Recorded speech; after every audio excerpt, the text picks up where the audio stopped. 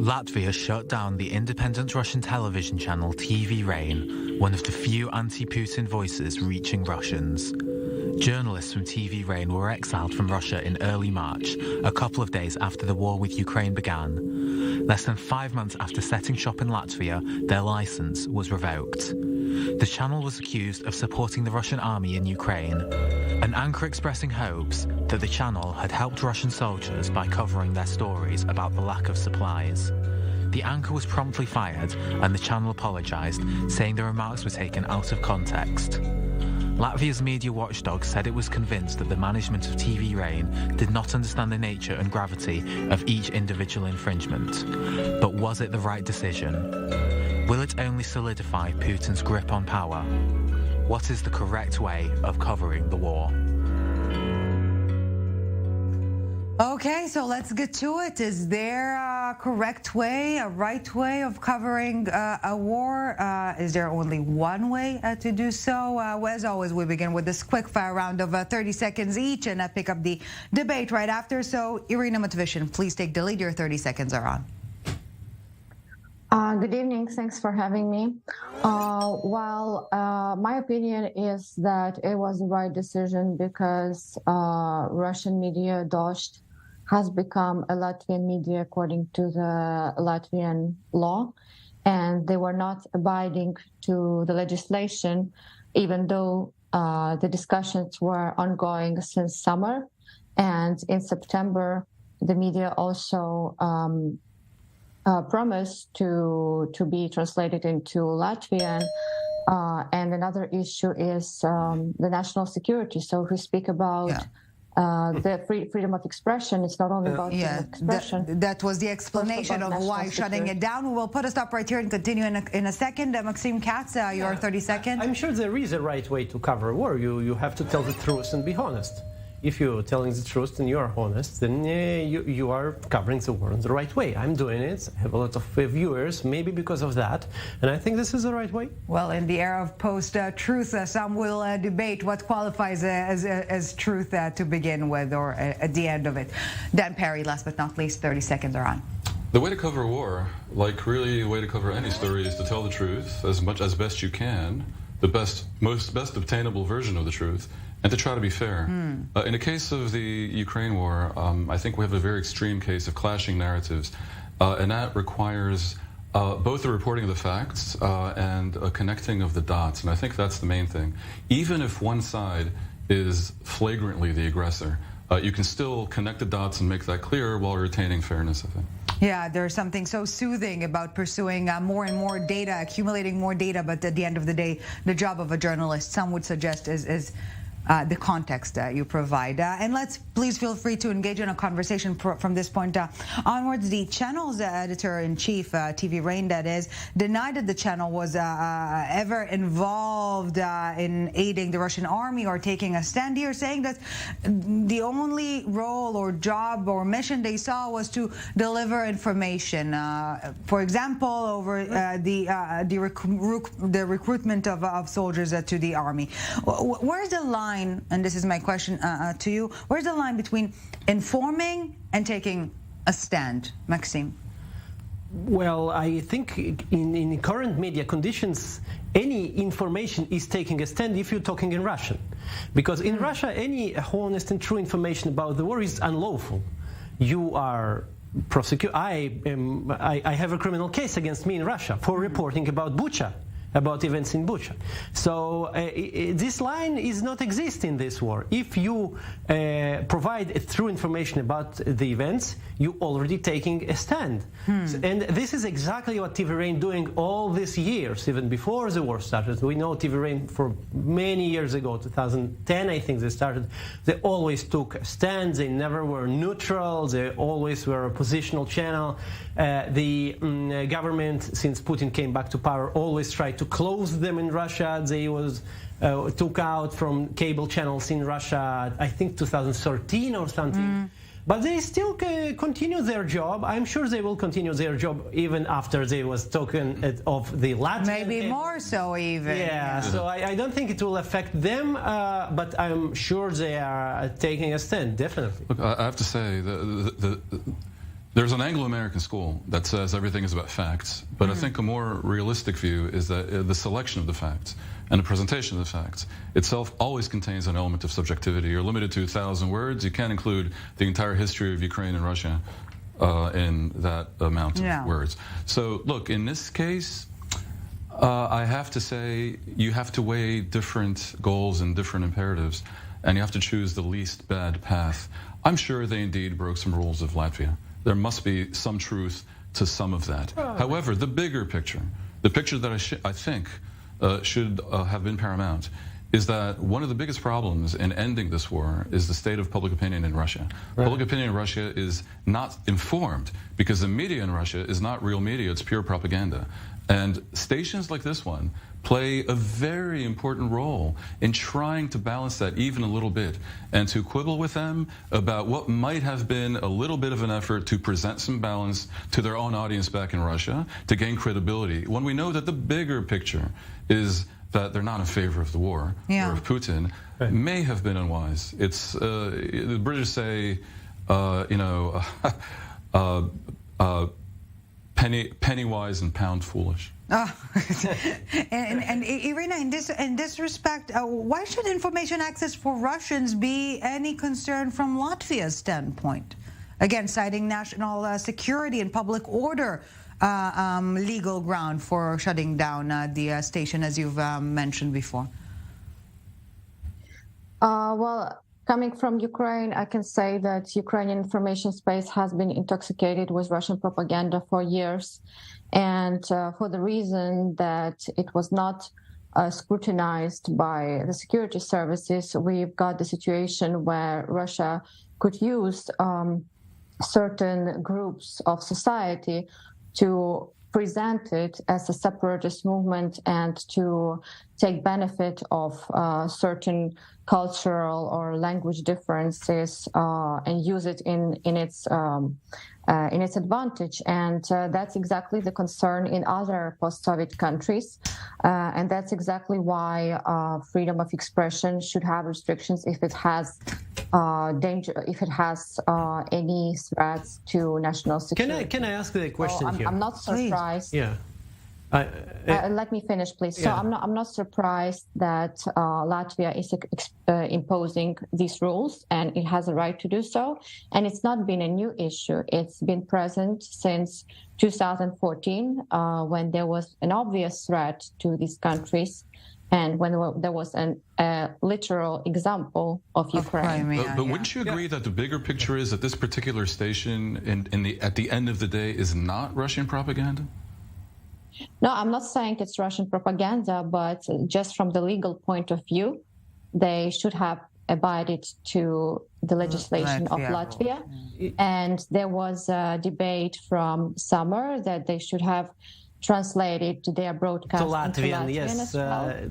Okay, wait, let me finish. And the second thing is that Latvia took a strong stand with Ukraine for obvious reasons as well. Yeah. And when a host on the TV publicly says that our army, like our boys, referring to Russian army as if he's protecting, like he's defending the army of the aggressor, is saying it publicly, of course Latvia would react, and Ukraine would react in this case too, if we had this kind of situation. The question is whether it was shutting it down was the right call. Maxim, please. It was an important point before when you said that Russia propaganda intoxicated the Ukrainian public discourse.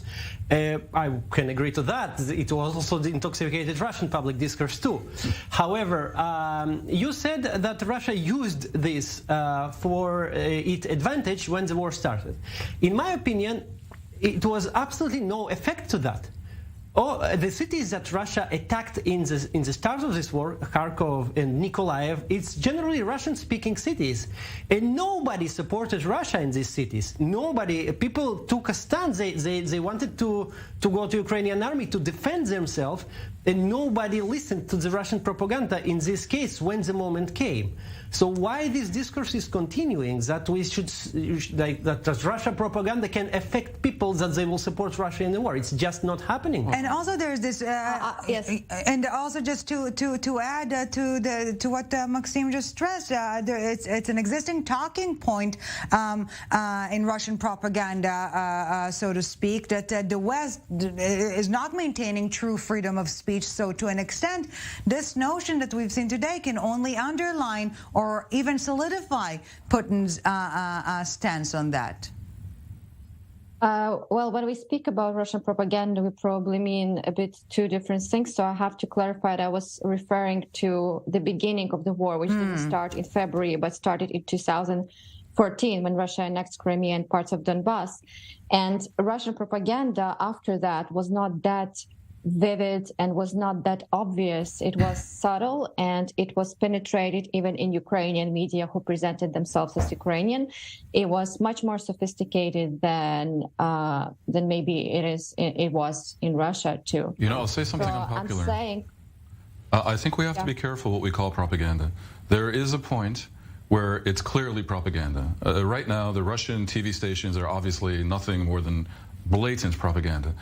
However, there's also a sliding scale, and it is within the bounds of reason to have Fox television or to have Ukrainian TV. And if you're going to lower the bar on what you call propaganda, pretty soon everything will be called propaganda, and that cheapens the discourse. It's like saying everybody lies. Yes, everybody lies, but you have bigger liars on the world stage like Putin. Yeah, I'm sure Zelensky's also lied. Similarly, propaganda shouldn't be used so easily. Otherwise, everything becomes propaganda. I'm sorry, but when I speak about subtle ways of Russian propaganda in Ukraine, I can present you various examples how it worked. And it was working specifically against the national security of Ukraine. And it was specifically Kremlin orchestrated narratives. It was not manipulation or just disinformation to make things more complicated. It was clearly pro-Russian narratives. No, by the way, I do agree with you. And I disagree with you, Maxim. I think Russian propaganda works wonderfully well. I'm just not sure I'm eager to rush into you know, shutting down TV stations and taking things off the air. I think at some point you have to slightly depend on the audience to display some intelligence. Yeah, and also we need to stress that Western media, to a large extent, and again, quote unquote, adopted the Ukrainian state of mind from the get-go. We do need to take a very short break now, but when we come back, we continue our discussion and take a listen to the editor-in-chief of Rain TV that was shut down today in Latvia, Dan Perry, Maxim Katz, and Iryna Matviyishyn. You're staying with us. A very quick break, and we're back with today's summit. Don't go anywhere. Welcome back to the summit, and still with us, Iryna Matviyishyn, reporter for the Kyiv Independent, Russian opposition politician Maxim Katz, and international affairs analyst, former chairman of the Foreign Press Association, Dan Perry. Thank you all very much for staying with us. We're obviously also staying on topic, but before we go back to the conversation, let's take a quick listen to some of the remarks of Rain TV editor-in-chief short hours after the station was shut down.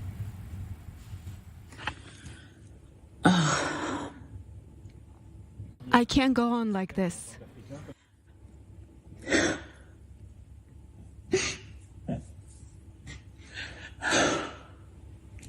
For these past 4 days, I have felt horrid because of what I've been fighting for all these years. To remain human in any situation. I feel like such a snake. Lyosha, forgive me. So let's begin with another quick fire round of 30 seconds each and continue our debate right after. Has media done more harm than good in the case of the Russia-Ukraine war? Maxim, please take the lead. It's hard to answer to this. But at some point, it started, a lot of the public discourse started to help Putin a lot. For example, this thing is definitely helping Putin. This is a big Russian independent channel that have about 12 million Russians watching it. And when it's not really shut down. It will continue to broadcast on YouTube, and this is the main audience there. But a lot of this action really helped Putin and harm Ukraine on this war. I'm not sure it's a really good thing. Yes. And Iryna, what do you think? Well, I think nothing harms Ukraine more than Russian liberals trying to endorse the actions of the Russian army in the hidden way. And to me, it's not about freedom of expression. I repeat myself once again. We can speak about media neutrality in this war because it's an unprecedented situation since World War II, and we can see when a media takes a side and takes a wrong turn. I'm not saying that one phrase could be a mistake, but there was another video with an editor saying that our boys are dying on the front line. And that crossed the line. Iryna, we'll put a quick stop right there and get back to you in a split second. Then, Perry, your 30 seconds are on. Ellie, it depends what media you're talking about. I think the world media and the foreign media has done a very good job under difficult circumstances because their business model is shot. So it's kind of amazing that thousands of people were sent to Ukraine. And they've done a pretty good job of covering a war where they couldn't reach the Russian-held areas and they couldn't report on Russia. Rain TV has done more good than harm, and Russian TV has done nothing but horrible harm. Yeah, and if we're, creating this linear progress, so to speak, of the media role in covering wars, if the Iraq War was the first time the entire world experienced a war happening somewhere because of the power of media back in the days, of course, CNN rising to glory. This time, when we talk about the Russia-Ukraine war, the media playing a pivotal role here as well in accelerating process on the ground. Okay, but you came here to speak, not me.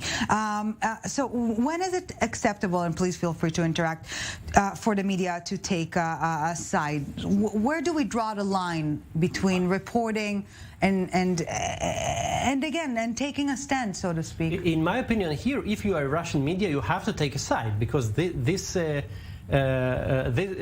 moment that your country is wrong, and you have to go and say it in Russian for Russians. If there is nobody who doing it in Russian for Russians and saying we're wrong now, we are wrong on attacking Ukraine, we are wrong on this war, we have to end it, we have to apologize, we have to pay what we need to pay now. We cannot compensate what our army and our country had done, but at least something. And this is our mistake. In my opinion, Russian, if you have a Russian media resource in some way, YouTube channel or you in TV Rain, for example, you have to do it. And most of the liberal media in Russia done it. Nobody supported this invasion. Nobody supported Putin. Yes. And of course not TV Rain. Maxim, I think you have to maintain credibility for people to listen to you. To do that, you can't take a side too extremely. So at the risk of sounding like a journalistic bureaucrat, which I once was, it really helps to maintain a balance between reportage, this is happening, analysis, which is if this happens, that will happen, and opinion, which is if that happens, very bad. That last bit should be ring-fenced, and it should be clear that it's opinion, and if at all possible, you should have opposing points of view. And it cannot replace the two previous parts that you mentioned. Iryna? Well, I just invite everyone who likes to speak about not taking any side to live 9 months under missiles and working from shelters, working during air raid alerts. It's easy to speak. Like I was studying journalism, and I was working as a journalist for years in a country where I also thought that neutrality and all these things are what we have to adhere to. But it's easy to speak when there's no war in your country. And it's easy to speak when Russian liberals live in a democratic country but still publicly endorse an army. I'm not saying that TV Dost is a propaganda media, and I'm sure that they broadcasted a lot of useful information that made Russians rethink their opinions. But we should take into account the impact of this war, and journalists should take it into account too. And they should take into account who is the aggressor and who is the victim. And blurring lines in this conflict is not helping anyone. And it's not helping journalism, first of all. Well, but Iryna, to be clear, I think the sympathy towards you and the people of Ukraine who are under this horrific assault for 9 months is complete and total. That said, the world goes on, life goes on, and journalism has to be journalism. So there's a legitimate question how to report on this while understanding, and I said this in the beginning, that one side is the flagrant aggressor. No one here, certainly not I, proposes to blur that line. Well, yeah, I understand what you're thinking, but the previous remarks about Ukrainians not understanding what is propaganda and That's saying not what I meant. that I never meant that people don't. No, just perhaps the overuse of the term. I suspect that was the point here. We're nearing the end of our debate, and I would like to try and broaden the discussion in the remaining time. And in a very timely fashion, the EU Council completes first review of this Media Freedom Act to underline transparency, who owns who or who owns what. And my question to you, is the public better off with governments controlling the media or private owners controlling the media? Oh, and we should in 20 seconds to answer. Yeah, please. Okay, so I think in 20 seconds only. Look, I think public media has a real role to play, because one of the problems in this world is that media, the news business, is a public good, and it's also a business. So what happens if important things aren't interesting enough to sustain the business? We've encountered that. I used to be the Europe and Africa editor of AP. Most of our audiences in the West, they didn't care about horrible wars in Africa, and that's just the truth. And it's a challenge. It really is. When you have the BBC, when you have public media in Israel or in France and other countries, that certainly plays an important role in ensuring that not everything is down to a business. And I mean, by the way, that has to be kept distinct from government media, especially government media in a dictatorial country like Russia. That has no value whatsoever. Please. What I got to say, we in Russia don't have any public media, and not even possible any idea to have a public media. So all the media that speaks in Russian with Russians currently is independent and commercial, and usually even profitable. This is the business model. Iryna, really in the 10 seconds we have left. Yeah, of course, I'm for the public media, and in Ukraine, the best media are public. And for now, the TV broadcasts are part of the national marathon. It's not a good thing, because it gives mostly like positive information, which doesn't allow. It helps people to keep up their mojo in general, but it doesn't inform people that well as the public media. Well, almost 30 minutes of discussion about the media and its role in covering a war. Not a single word on social media. I think we've done now well, lady and gentlemen. Iryna, Matviyishyn, we're sending our admiration to your work under those conditions there. Maxim Katz, Dan Perry, thank you very much for schlepping here to studio. We're out for our last 2-minute break, and we're back.